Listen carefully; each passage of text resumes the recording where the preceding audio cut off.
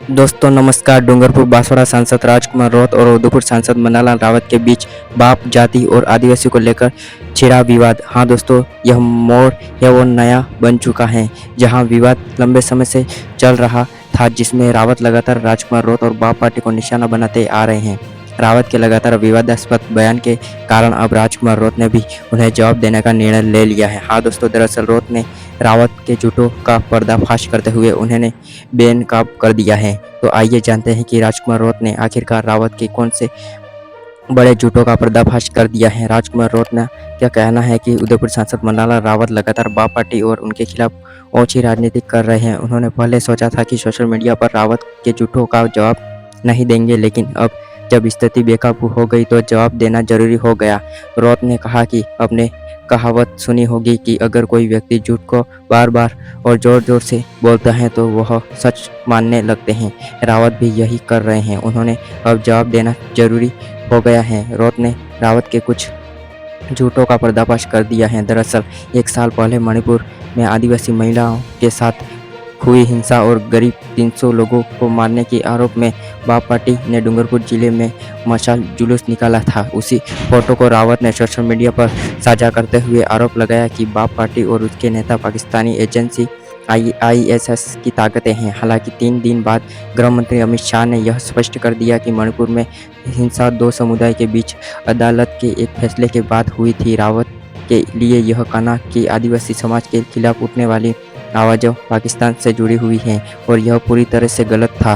रावत ने इसका पर्दाफाश कर दिया है। हाँ दोस्तों, इसके बाद जाडोल कोरडा में आदमखोर पैंथर के हमले से कई आदिवासी घायल हुए और कुछ तो पैंथर ने खा ही लिया। हाँ दोस्तों, इस घटना पर रावत ने यह आरोप लगाया था कि यह पैंथर बाप पार्टी और राजकुमार राउत ने छोड़े थे। इस पर आपका क्या कहना है? यह झूठा सवाल है कि नहीं? कमेंट बॉक्स में अपनी राय जरूर दें। यह वायरल रिकॉर्डिंग में रावत ने अपने बीजेपी कार्यकर्ताओं से कह रहे थे कि आदिवासी के घर जलाओ, उनके लठ मारो। क्या यह कोई आदिवासी सांसद अपने ही समाज के खिलाफ ऐसी बातें कर सकता है? कमेंट में जरूर बताएं। राजकुमार राउत ने आगे बताया कि रावत के जयपाल सिंह मुंडा की जयंती को लेकर भी विवादास्पद बयान दिए थे। उन्होंने कहा कि यह झारखंडी और ईसाई लोग हैं और जो लोग जयपाल सिंह मुंडा की जयंती मनाते हैं वे देश विरोधी ताकतें हैं। यह टिप्पणी न केवल गलत थी बल्कि यह एक आदिवासी सांसद को इस तरह की बातें करने से बचना चाहिए था। यह सारे आरोप राजकुमार राउत के हैं। इतना ही नहीं, इसके अलावा वह बिल पर भी रावत ने झूठ फैलाया था कि बाप पार्टी अनुसूचित क्षेत्र की जमीनों मुस्लिमों को देने की कोशिश कर रही है।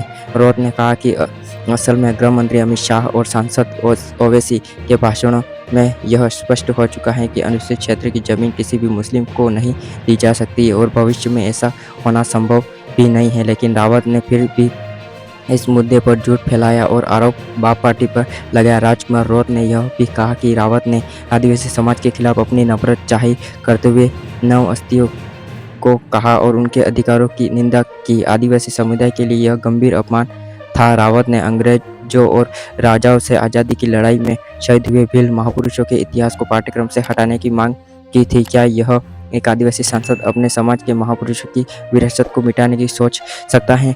कमेंट में जरूर बताएं। रावत ने यह भी कहा कि रावत ने मानव शास्त्र जैसे महत्वपूर्ण विषयों को लेकर स्कूलों के पाठ्यक्रमों से हटाने की मांग की थी, जो कि न केवल आदिवासी समुदाय के खिलाफ थी बल्कि मानवता के भी खिलाफ थी। रावत ने कहा कि इन सभी बयानों से यह साबित होता है कि रावत आदिवासी समाज के खिलाफ अपने दुष्प्रचार अभियान से लगे हुए हैं। राजकुमार राउत ने अंत तक में कहा कि मुझे व्यक्तिगत स्वरूप में मन्नालाल रावत से कोई समस्या नहीं है, लेकिन उनकी आदिवासी समाज के विरोधी गतिविधियों से न केवल मुझे बल्कि पूरे आदिवासी क्षेत्र की जागरूक जनता को समझाया है। लेकिन अब यह देखना दिलचस्प होगा कि राजनीतिक लड़ाई किस दिशा में जाती है। रावत और मन्नालाल रावत की यह लड़ाई कहाँ कर जाकर खत्म होती और रावत अपने बांध पर खेत जाते हैं या नहीं? कमेंट बॉक्स में अपनी राय जरूर दें। लेकिन दोस्तों, इस पूरे मामले पर आपकी क्या सोच है? कमेंट बॉक्स में अपनी राय जरूर दें। राजकुमार राउत ने मन्नालाल रावत को लेकर जो बातें कही हैं उसमें कितनी सच्चाई है?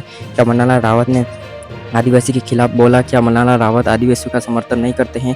दोस्तों, इस पूरे मामले पर आपकी क्या सोच है? कमेंट बॉक्स में अपनी राय जरूर दें। मन्नालाल रावत और राजकुमार राउत के बारे में आप जो भी सोचते हैं कमेंट बॉक्स में अपनी राय जरूर दें और लेटेस्ट खबरें देखने के लिए इस चैनल को सब्सक्राइब जरूर करें। धन्यवाद।